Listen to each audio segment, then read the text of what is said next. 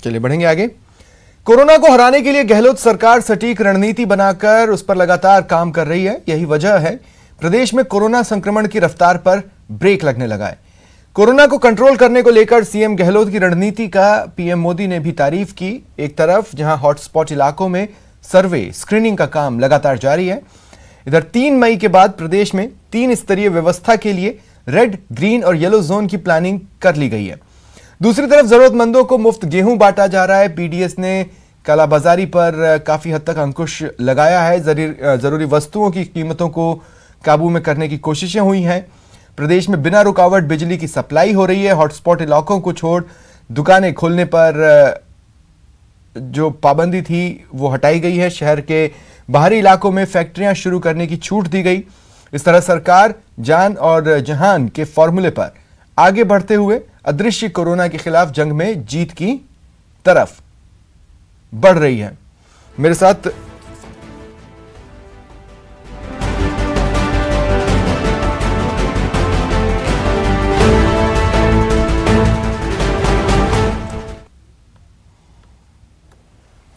और इस वक्त मेरे साथ प्रदेश सरकार के 2 अहम मंत्री, खाद्य मंत्री रमेश मीणा और जलदाय मंत्री डॉक्टर बीडी कल्ला मेरे साथ जुड़ रहे हैं। रमेश जी, कल्ला साहब, स्वागत करता हूं मैं आप दोनों का न्यूज़ 18 राजस्थान पर। कल्ला साहब, आपसे ही मैं शुरुआत करना चाहता हूं, क्योंकि गर्मियों का मौसम है और राजस्थान की राजनीति सदियों से जल के आसपास घूमती रही है। ऐसे में आने वाले दिनों में हो सकता है कि जल का बड़ा संकट खड़ा हो। क्या तैयारियां हैं इसे लेकर, क्या रास्ता निकाला जा रहा है?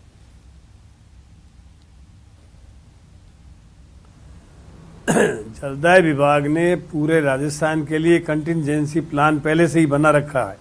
जब कोरोना की महामारी आई नहीं थी उससे पहले ही हमने बहुत ही एडवांस में कंटिंजेंसी प्लान बनाया हुआ है। उसके अनुसार जयपुर में बिसलपुर का पानी 10% आपूर्ति में बढ़ा दिया गया है और पूरे राजस्थान के समस्त जितने भी जिला कलेक्टर्स हैं उनके पास में 50 लाख रुपए की राशि उनके पास कंटिंजेंसी प्लान में रहेगी।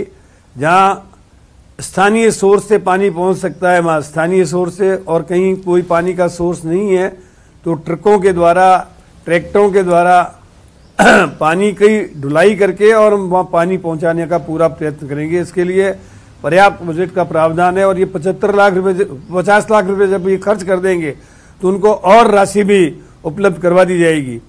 हम इन दिनों में हैंडपंप्स की मरम्मत का काम भी हाथ में ले रहे हैं। कई नए हैंडपंप्स भी हमने मंजूर किए हुए हैं, कुछ नए ट्यूबवेल भी मंजूर किए हुए हैं। तो हमारी ये पूरी कोशिश रहेगी कि राजस्थान के किसी भी जिले में, किसी भी गांव में पेयजल की आपूर्ति में कहीं कोई कमी नहीं रहे। लेकिन कल्ला साहब, प्रदेश में ऐसे 9 जिले हैं जिन्हें सूखाग्रस्त घोषित करने की मांग तो खुद प्रदेश सरकार ने की है। ऐसे में मैं जानना ये चाह रहा हूं कि अब जैसे मान लीजिए गर्मी बढ़ेगी तो पानी की आवश्यकता भी बढ़ेगी। आपके 2 दर्जन स्पेशल प्रोजेक्ट है जिनका कार्य या तो अधूरा है या बंद पड़ा है। हर घर नल योजना, हर घर नल से जल योजना के कारण भी थोड़ी उहापोह की स्थिति है।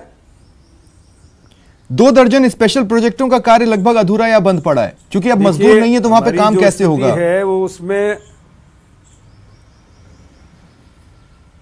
नहीं, हमने जो हमारे आवश्यक सेवाओं से जुड़े हुए लोगों को बुलाना शुरू कर दिया है और कहीं पर भी राजस्थान की कोई प्रॉब्लम आती है तो हर जिले पे हमने कंट्रोल रूम बना रखे हैं। कंट्रोल रूम में कोई भी शिकायत आती है उसको तो हम दूर करने का पूरा प्रयास करते हैं। हर कलेक्टर 15 दिन में एक मीटिंग आवश्यक रूप से करते हैं और उसमें वो हमारे जितने भी जलदाय विभाग, विद्युत कर्मी जो हैं इनके साथ बैठ करके जो भी समस्याएं होती हैं उनका समाधान करते हैं। अभी इस कोरोना पीरियड में भी मेरे स्वयं के पास में अब तक कम से कम 50 छोटी मोटी शिकायतें राजस्थान के कोने कोने से आई। कहीं पे नल फट गया, कहीं पर भी पाइपलाइन जो है लीकेज हो गई। तो इन सब समस्याओं को हमने अपने स्तर पे भी हल किया है और आगे भी हमारी ये कोशिश रहेगी कंट्रोल रूम में जो जो शिकायतें आएंगी उनका हम समाधान करके पानी की आपूर्ति में कोई कमी नहीं रहने देंगे।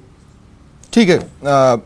रमेश मीणा जी, काफी हद तक प्रदेश के बड़े समूह या यूं कहूं कि अधिकांश जनता का भरोसा इस संकट काल में आपके विभाग ने जीता है। इसलिए भी क्योंकि खाना आपने उन तक पहुंचाया, उन्हें मुहैया कराया। लेकिन कालाबाजारी की खबरें या ज्यादा कीमतें वसूलने की खबरें भी सुर्खियां इस दौरान बनी हैं। क्या कोशिश रहेगी सरकार की अभी?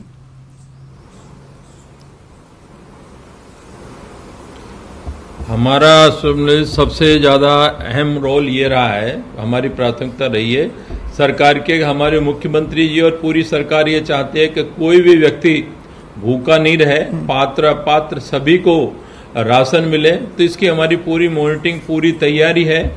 और जो हम 2-2, 3-3 महीने तक गेहूं का उठाव नहीं कर पाते थे, डीलर तक नहीं पहुंच पाते थे, वो हमने इस बार 10 दिन में तैयारी करके गेहूं दुकानों तक पहुंचा दिया और पूरा गेहूं बांट दिया। अब हमारी जो तैयारी है आने वाले समय में, मई में जो भारत सरकार और हमारा राज्य सरकार का एक साथ गेहूं 10 किलो हम देंगे, 5 किलो राज्य सरकार का, 5 किलो भारत सरकार का और 1 किलो दाल, ये हम एक साथ मई में शुरू करेंगे। और आप जहां कालाबाजारी और इसकी बात कर रहे हैं, तो हमने जहां जहां हमें शिकायत आई है वहां पर हमने कार्रवाई भी की है। 3338 से अधिक हमने जांच की है, 350 से अधिक प्रकरण दर्ज किए हैं, 14,17,000 से अधिक राशि वसूल की है। और हमने ये उनको जो किसी होलसेल है या व्यापारी है या बड़ा किराना का बाजार वाला है, उसको कह रखा है भी आपके पास सामान की लिस्ट जो है आपके पास जमा है, वो हमें बताएं। आवश्यक रूप से सरकार को बताना पड़ेगा, अदरवाइज उसके खिलाफ हम सख्त कार्रवाई करेंगे। तो इस पे हमने बड़ा नियंत्रण किया है। पहली बार आप लोगों ने देखा है कि हमने जो 70 से 80% जो प्रदेश की जनता है जो एनएफएसए से जुड़ी हुई है, उसको हमने समय पर अपने राशन की आपूर्ति कर दी। जो हल्ला मच रहा था लोगों में, ये फैल गया था भ्रम कि अब राशन नहीं मिलेगा या दुकानों पर सामान नहीं मिलेगा, तो लोग दुकानों से ले जा करके सामान ज्यादा से ज्यादा डिपॉजिट करने लगे। लेकिन हमने लोगों को विश्वास दिलाया कोई ज्यादा राशन इकट्ठा नहीं करे, दुकानें आपकी समय पर खुलेंगी सभी। आपके चाहे होलसेल की दुकान हो, चाहे दाल मिल हो, चाहे आटा मिल हो, चाहे तेल की हो, ये हमने पूरे राजस्थान में ऑनलाइन कर रखा है। प्रत्येक जिले में इस तरह में 13,562 दुकानें, 1574 होलसेल की दुकानें और 577 बेनिर्माता, ये सब ऑनलाइन है। आप किस पास की दुकान से सामान खरीद सकते हो। जहां से हमें तुरंत शिकायत आती है कि भाई यहां कालाबाजारी हो रही है, जमाखोरी हो रही है या एमआरपी से ज्यादा पैसा ले रहा है, तो हम तुरंत पर डे टू डे उसकी मॉनिटरिंग कर रहे हो, उसके खिलाफ कार्रवाई करते हैं। और काफी जगह कुछ समझाइश भी किया कि एमआरपी से उसने ज्यादा पैसे लिए तो उनको पैसे भी वापस लौटाएं। जहां जहां हमें तुरंत डेली हम पर डे, हमारा विभाग के अलावा हमारे जो कलेक्टर हैं जो मॉनिटरिंग वो कर रहे हैं। हमने यहां तक जो ग्राम पंचायत में जो हायर सेकेंडरी स्कूल का प्रधानाध्यापक होता है सीनियर, उसको तक को हमने मॉनिटरिंग के लिए दिया हुआ है कि कहीं कोई कंप्लेंट आए तो तुरंत हमें सूचित करें। और हम चाहते हैं कि हमारा राशन है जो पात्र व्यक्ति है राष्ट्रीय खाद्य सुरक्षा योजना में जुड़ा है, उस तक हमारा राशन पहुंचना चाहिए। ये हमारी पहली प्राथमिकता है। जी बिल्कुल, गेहूं खरीद कर खाद्य सुरक्षा की पात्रता रखने वालों को उपलब्ध कराना आपकी पहली प्राथमिकता है, लेकिन आपको गेहूं खरीदना पड़ रहा है। क्या केंद्र ने पर्याप्त गेहूं नहीं दिया या मुहैया नहीं कराया? खबरें ये भी मिल रही हैं कि 21 रुपए में खरीद कर आप फ्री में बांटेंगे।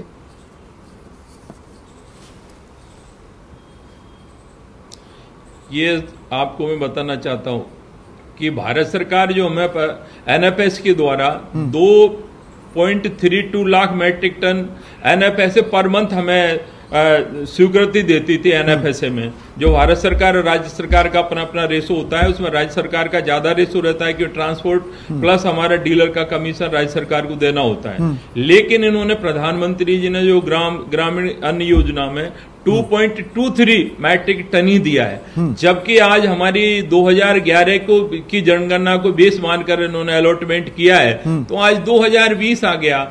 हमारे यहाँ 50 लाख लोग अधिक जुड़ गए, तो उनको तो हमारी जिम्मेदारी बनती है, जैसे हमने पैसे में हम कर रहे हैं। तो आप गेहूं खरीद रहे हैं ना रमेश मीणा जी, क्या आप ये बता सकते हैं कि आखिर राज्य सरकार ने कितना गेहूं खरीदा है? क्योंकि एक तरफ विपक्ष, खासकर नेता प्रतिपक्ष गुलाबचंद कटारिया कह रहे हैं कि अगर गहलोत सरकार को 2 क्विंटल गेहूं भी खरीदने की जरूरत पड़ी हो बांटने के लिए तो बताएं, केंद्र तो सब दे रही है, ये उनका कहना है।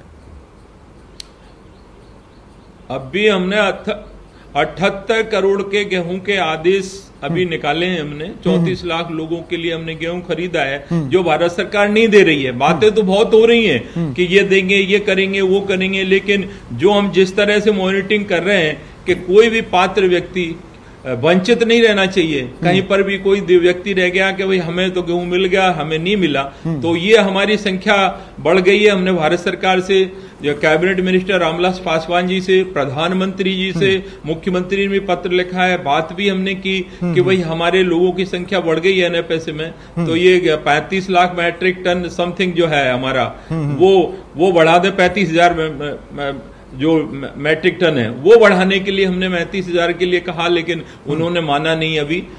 इस स्थिति में हमें जो 78 करोड़ का करीब 34 से 34 लाख लोगों को एक्स्ट्रा गेहूं हमें देना पड़ेगा। जो माननीय मुख्यमंत्री जी ने 54 लाख की कहा था, उसमें 20,000 एडवांस भी है, तो करीब लगभग 54 लाख लोगों को अतिरिक्त गेहूं हमें देना पड़ेगा। उसके लिए हमें जरूरत है कि खरीदना पड़ेगा एफसीआई से।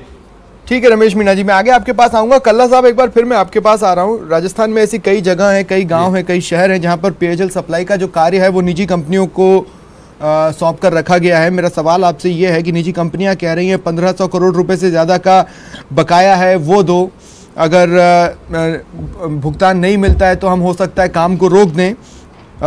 एक तरह से वो चेतावनी दे रहे हैं, तो इससे कैसे निपटेंगे? जलदाय कंपनी या बिजली कंपनी? पेयजल सप्लाई के लिए जो निजी कंपनियां काम कर रही हैं। जलदाय विभाग से है, विद्युत विभाग से? नहीं, पेयजल सप्लाई के लिए जलदाय विभाग में तो कोई दिक्कत है नहीं, क्योंकि हमने 15,000 लीटर तक तो पहले से ही पानी की आपूर्ति के लिए बिल माफ कर रखे हैं। और जहां तक हमारी स्वयं की जो जलदाय विभाग की योजनाएं हैं, उनमें हमारा काम बराबर चल रहा है। और उसमें हमने अभी मार्च के महीने में विपरीत परिस्थिति होते हुए भी, आपने देखा होगा 20 तारीख से लॉकडाउन शुरू हो गया था मार्च से, इसके बावजूद भी जलदाय विभाग ने प्राय जो बजट मेरे पास अवेलेबल था उसके आधार पर काफी पेमेंट्स हमने किए हैं। और आगे जैसे जैसे लॉकडाउन के बाद में स्थिति सुधरेगी, हम बकाया बिलों का भुगतान करेंगे। कहीं भी पानी की आपूर्ति में कोई कमी नहीं आने देंगे, आपको मैं भरोसा दिलाना चाहता हूं। पूरे राजस्थान के लिए हमारा कंटिजेंसी प्लान तैयार है और जिला कलेक्टर्स को पावर दे रखे हैं। मैंने कहा ना 50-50 लाख रुपए पहले से उनके पास पहुंच गए हैं, और जैसे ही पैसे खत्म होंगे, आगामी बजट नया शुरू हो गया अप्रैल से, तो उसमें भी उनके पास पैसे पहुंच जाएंगे, वो कहीं कोई कमी नहीं रखेंगे। जहां तक विद्युत विभाग का सवाल है, विद्युत कंपनियां आप देख रहे हैं कि गांवों में 6 घंटे कृषि बिजली, और शहरों में जो है वो 24 घंटे, और गांवों में भी करीब करीब उपभोक्ताओं को बिजली हम बिना बाधा के पहुंचा रहे हैं। और 2 महीने के बिल जो है हमने डेफर कर दिए हैं, अर्थात लॉकडाउन पीरियड में, कर्फ्यू पीरियड में जो व्यक्ति समय पर बिल जमा करा देंगे उनको 5% की छूट है। कल्ला साहब, जब आपने बिजली की बात निकाली है तो सबसे पहले तो मैं बधाई देना चाहता हूं। प्रदेश में बिजली को लेकर जैसा आप भी दावा कर रहे हैं, कई जगहों से खबरें भी मिल रही हैं कि हाँ निर्बाध रूप से बिजली सप्लाई हो रही है, इसके लिए तो आप बधाई स्वीकार करें। लेकिन अब सवाल दरअसल मेरा ये भी रहेगा कि जो कर्मचारी हैं विभाग के, वो थोड़ा डीमोटिवेटेड है। काफी समय तक तो वो इसी बात पर गुस्से में रहे कि हमें कोरोना वॉरियर्स नहीं माना जा रहा है। हालांकि फिर उस संबंध में एक आदेश देर रात को निकाला गया, लेकिन डीमोटिवेटेड तो है। दिए गए हैं कल ही जी ऑर्डर्स निकल गया है कि जो कोरोना वॉरियर्स के रूप में काम करेगा और उसको यदि कोरोना हो गया और उसकी मृत्यु हो गई तो 50 लाख रुपए एक्स ग्रेसिया पेमेंट उनको किया जाएगा। इसके आदेश हो चुके हैं कल 27 तारीख को। जी बिल्कुल, मैंने कहा कि देर रात को इस संबंध में आदेश निकले, लेकिन डीमोटिवेटेड काफी लंबे समय तक कर्मचारी महसूस करते रहे। अब इस काल में वो वापस मोटिवेटेड हो जाएं, उसके लिए आप कुछ निजी स्तर पर करेंगे? मैंने जैसे ही ये आदेश निकला, संबंधित नेताओं को अपनी तरफ से व्हाट्सएप पे मैसेज वगैरह भेज दिए थे, उनके धन्यवाद के आए। आप जानते हैं कि ये सारे काम वित्त विभाग की परमिशन के माध्यम से किए जाते हैं जी। और मैंने ये सिद्ध करने की कोशिश की कि हमारे जो विद्युत कर्मी है वो कोरोना वॉरियर्स के रूप में काम कर रहे हैं, उनको भी इस रूप में लिया जाए। तो मैं माननीय मुख्यमंत्री जी का धन्यवाद ज्ञापित करता हूं कि उन्होंने हमारे विद्युत कर्मियों को भी कोरोना वॉरियर्स के रूप में माना और उनको भी 50 लाख रुपए का एक्स ग्रेसिया किसी की मृत्यु होने पर देने का जो आदेश एक सवाल और मैं आपसे लेना चाहता हूं। आपने बताया कि आपने जो बिल है उसको 2 महीने के लिए स्थगित किया, लेकिन एवरेज बिल तो बिजली के भेजे जा रहे हैं, जिससे कुछ धड़े हैं जो नाराजगी जाहिर कर रहे हैं और विपक्ष इस मुद्दे को लेना चाहता है, कैच करना चाहता है। एवरेज बिल तो भेजे जा रहे हैं। देखिए, इसमें कोई नाराजगी प्रकट करने की जरूरत नहीं है। हमने ये सब लोगों को सार्वजनिक रूप से और आपके माध्यम से भी कहना चाहता हूं कि एवरेज बिल जरूर दिए जा रहे हैं, लेकिन जो व्यक्ति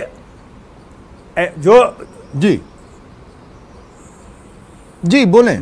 ऐसा है, कोई भी व्यक्ति अपने मीटर का फोटो खींच करके अपनी रीडिंग दे दे, हम उसके अनुसार सुधार कर देंगे। ठीक है, मतलब उसके लिए भी एक सिस्टम तैयार है। चलिए, बेहतर है। रमेश मीणा जी, मैं दोबारा आपके पास आ रहा हूं। रमेश मीणा जी, मेरा सवाल यह है, पीडीएस एक सेवर के तौर पर सिस्टम सामने रहा है, सरकार ने कहा था कि हम उसमें नई चीजों को भी शामिल करेंगे। आपने भी देखिए, मेनली तो गेहूं को लेकर ही गिनाया।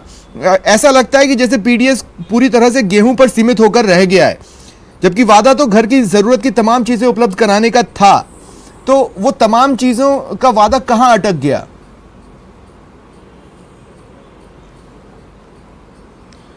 अभी कहीं अटका नहीं है मामला। अभी भी हमने जो प्रेजेंस में कोरोना वायरस पीरियड में जो भी नॉन पीडीएस आइटम है हमने हमारे डीलर्स को कहा है कि वो भी आप सामान दे सकते हैं लोगों को। और हमारी जो प्लानिंग है कि दुकानों पर, उचित मूल्य की दुकानों पर सभी चीजें मार्केट की जो मिले, जो मार्केट दर से कम हो, जो आदमी को इधर उधर जाना नहीं पड़े।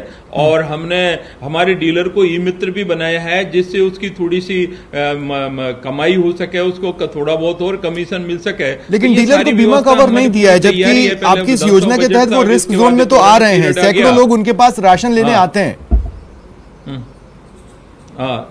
नहीं, बिल्कुल बिल्कुल आपकी बात सही है। मैंने माननीय मुख्यमंत्री से भी निवेदन किया है और इसके लिए हमने वहां रामविलास पासवान जी जो हमारे मिनिस्टर हैं कैबिनेट भारत सरकार में, उनको भी निवेदन किया है कि कोरोना पीरियड में आर्थिक संबल मिलना चाहिए उनको और इनका बीमा होना चाहिए इस पीरियड का। तो इस बारे में हमने पत्र लिखा है मुख्यमंत्री जी को। तो हमें आशा है कि इसमें कुछ निष्कर्ष होगा। ठीक है, एक सवाल और रमेश मीणा जी, लोगों से कहना चाहता हूँ, अपील करना चाहता हूँ कि इस जी हाँ, आप अपील कर लें, फिर मैं सवाल पूछ लूंगा।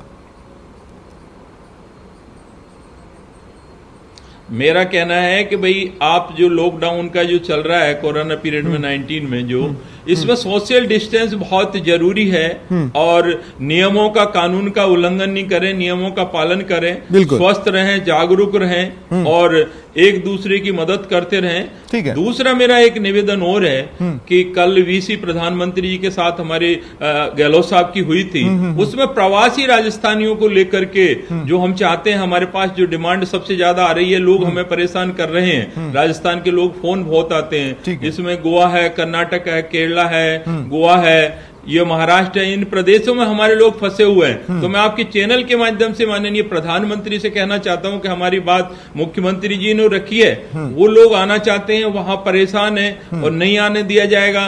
तो वहां पर खाने की व्यवस्था नहीं हो रही है, लोगों को संभाल नहीं पा रहे हैं, प्रॉब्लम भाषा की भी हो रही है, अन्य प्रॉब्लम भी आ रही है, लोग बड़े परेशान है, भूखे हैं, 2-3 दिन से खाना नहीं मिल रहा है। तो मैं आपके माध्यम से प्रधानमंत्री से, मुझे पूरी उम्मीद है कि प्रधानमंत्री तक आपकी ये बात न्यूज़ 18 के जरिए पहुंची होगी। लेकिन रमेश मीणा जी, एक सवाल मुझे और लेना है आपसे, इसलिए मैं आपको बीच में टोक रहा हूं। आपने डीलर्स की बात की थी, कुछ जगहों से खबरें आई, जैसे जोधपुर बारा के जो गरीब हैं उनका गेहूं कोटपुतली शाहपुरा के डीलर्स ने उठा लिया। डीएसओ ने एफआईआर के आदेश दिए, लेकिन एफआईआर दर्ज नहीं हुई। अब हवाओं में यह चर्चा है कि शायद राजनीतिक संरक्षण मिला बेईमानों को।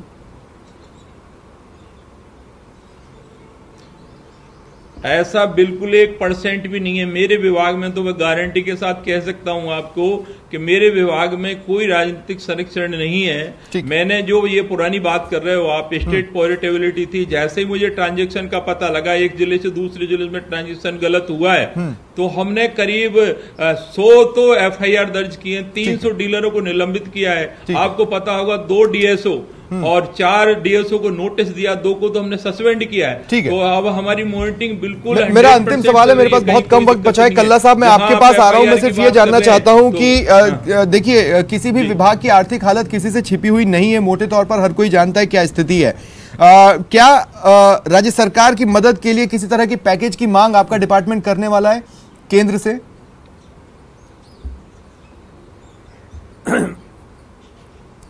मेरी केंद्र सरकार के ऊर्जा मंत्री जी से 2 बार बात हुई है। 2 बार मेरी जलदाय विभाग और जल संसाधन मंत्री जी से बात हुई है। हमारा ये कहना है, एक तो जलदाय विभाग की जितनी भी योजनाएं हैं उन योजनाओं में 90% केंद्र का अनुदान मिलता रहा है। ठीक है। वर्ष 2013 से पहले राजस्थान की जितनी भी PHD की योजनाएं थी उसमें 90% अनुदान मिलता था। ठीक है। अब ये जो घर घर जल योजना का जो पैसा है वो 50% देने के लिए केंद्र सरकार ने योजना बनाई है। हमारी ये मांग है जी कि इसको 90% आ गई आपकी बात। शुक्रिया आप दोनों का मेरे साथ जुड़ने के लिए। मंत्री जी रमेश मीणा जी और BD कल्ला जी, मैं थैंक्स कहता हूं आपको हमारे साथ जुड़ने के लिए और अपने विभाग से जुड़ी